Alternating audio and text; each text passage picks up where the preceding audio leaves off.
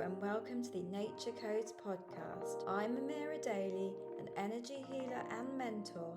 I deliver inspirational tips and shares on how to welcome nature into your life to inspire transformation. I will share with you guidance, tips, and interviews to nurture that special bond between you, the universe, and nature.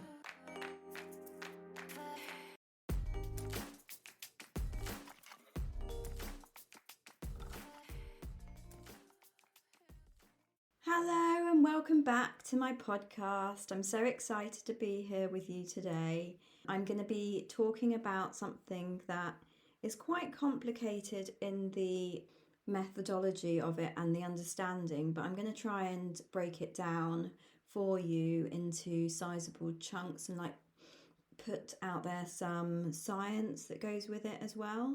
Today I'm going to be talking about ancestral emotions.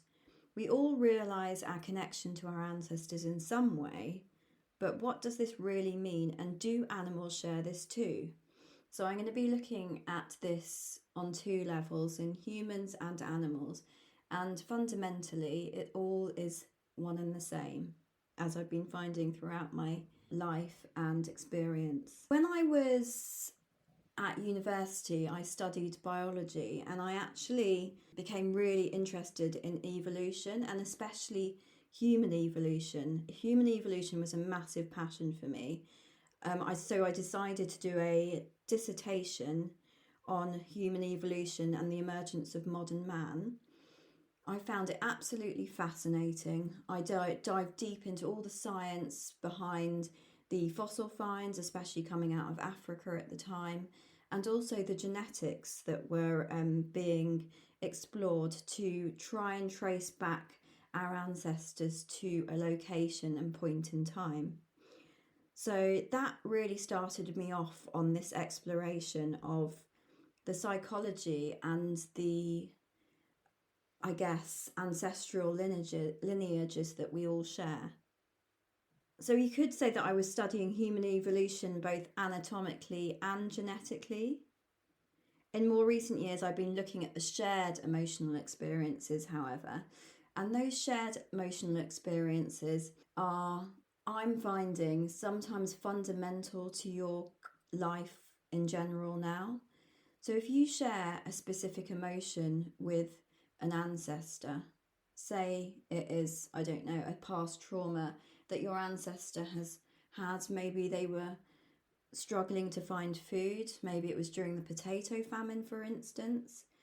And that trauma of trying to stay alive day to day would have been so ingrained into their DNA that they would then pass that trauma down all through their line directly to you.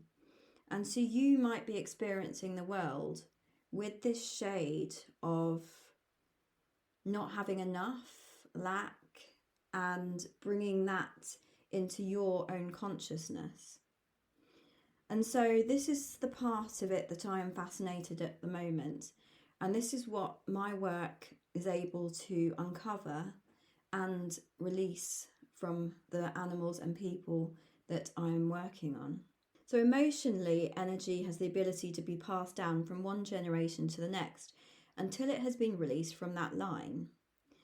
And we can see in a study which looked at changes in our DNA after trauma, scientists studied how Holocaust survivors have had a change in their DNA's code, particularly in how they process stress emotions, meaning they are less able to deal with stress and more likely to experience post-traumatic stress.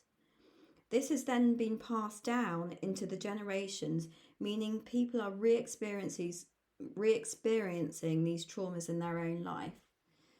So it's really sad that if you have an ancestor that was part of the Holocaust, the likelihood of you carrying some of that emotional baggage could be quite high. This is not ideal in our society, where we don't really have an experience of, hopefully in most cases, this kind of trauma, but you're still carrying that emotional baggage around with you. And this is something that can be so easily removed from the line. It doesn't just remove it from you, which is even more amazing. is that these emotions carry an energy, and that energy is one throughout each person who inherits it. This has been supported through quantum physics, where we know that one energy can exist in multiple places at the same time. That one emotion that came out of someone's individual experience of the potato famine could then be transferred to a whole line of other people, and all of those people will be carrying the same frequency of energy. Once that emotion is released, it is released from all of our ancestors and all of our descendants. So releasing an ancestral emotion can help your children or future children and anyone else alive today carrying that frequency of energy. So we're not just releasing it from ourselves, we're also releasing it from everyone that carries that same energy. There are instances where that is not the case, and that is usually because the body is holding on to it for a reason, and it's normally because there is some kind of teaching that comes with that emotion that specific individual will want to hold on to. I can release this through my work with the body code. The body code, as you know, was founded by Dr. Bradley Nelson, and through this methodology, I am able to tune into someone's frequency at an individual energetic level and release those emotions from their body. I use my own meridian lines to release those emotions. I pinpoint the ancestor that was involved, the generations that it came from, and the emotion that ancestor felt, and then I release it through my own body's meridian lines, which are connected to my clients, effectively using my body as a proxy. And then after my remote sessions, I send an email listing all of the ancestral emotions that I have released from that person, and also how many generations back it was, and then what side of their genes it came from. So was it from the mother's side or the dad's side, or even to the level of mother's mother or mother's dad's side. So that information will all come out from this one session. Through my energy work so far, I have managed to release emotions as far back as 45 generations. That's over 1,000 years ago. This would have dated back to around 900 AD. And in the UK, we can kind of see that point as the Anglo-Saxons and the early medieval times. So that is so far back in our history. And to be carrying that emotion from 900 AD is pretty mind-blowing. And that the applications of that, if you really, really think about the details of that, is amazing. And releasing that emotion will have huge reverberations. And I believe that this application of the body code has the potential to shift humanity's evolution, because if we are releasing ancestral emotions from as far back as the Anglo-Saxons, and we know that these emotions carry the same frequency within each person who has inherited it, we are able to shift the evolution of humans into a more positive, loving and peaceful light. If our emotions are under check and we are able to remove any negativity and any frequencies that are holding us back, the potential of this is pretty incredible. And this is why I'm so excited to be doing this work, because it's just on the cusp of helping so many people. And this is exactly the case in animals as well. I have released energetic frequencies from ancestors, probably not as far back as 45 generations, but pretty far back. And this will then help that animal's relationship with their owner and attract better things into both of their lives. So if we have, for instance, a horse who has stopped wanting to be ridden, which was the case in one of my clients, I released ancestral emotions of stubbornness. And amongst other things, this was one of the key ancestral emotions that I released, which allowed the horse to have a energetic experience where they were now able to not only go past the trot, which they had not been able to do for some time, but also enjoy being ridden again. And in the partnership between the owner and the horse now is so much better because they're both enjoying their time together, and there's none of this like stubbornness or inability to be ridden, anxieties between the two of them. So it's really transformed their relationship and the lives of both the horse and the owner. So some of this work is pretty amazing, and I'm just like so grateful to be able to do this kind of work. So I just want to go into some of the science that I found from this passing down of ancestral emotions through DNA. Scientists have found from studies within mice a mechanism by which we inherit emotions from past generations. This is called epigenetic inheritance.